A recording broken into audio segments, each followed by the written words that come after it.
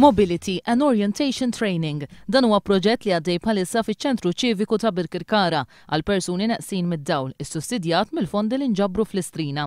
12 persuna jingħataw taħriġ minn persuni barranin dwar kif jistgħu jkunu aktar indipendenti. U anki issa bħalissa qed nagħmlu training fuq il-white cane. Il-white cane għal min għandu low vision huwa importanti ħafna. Kun nista' nagħlem iktar u nixtieq li jsiru ħafna korsijiet bħal dan. Korsi jagħtik aktar indipendenza, forsi ma tiddependix minn ħadd ieħor biex tmur minn post tal ieħor.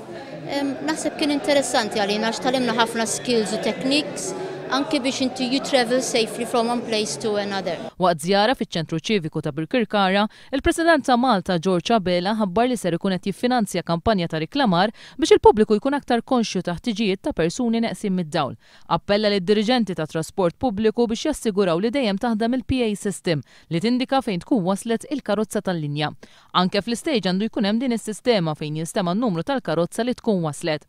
Il-proġett qed jitmexxa mill-Guide Dogs Foundation bl-appoġġ tal-Kunsill Nazzjonali għal persuni b'diżabilità.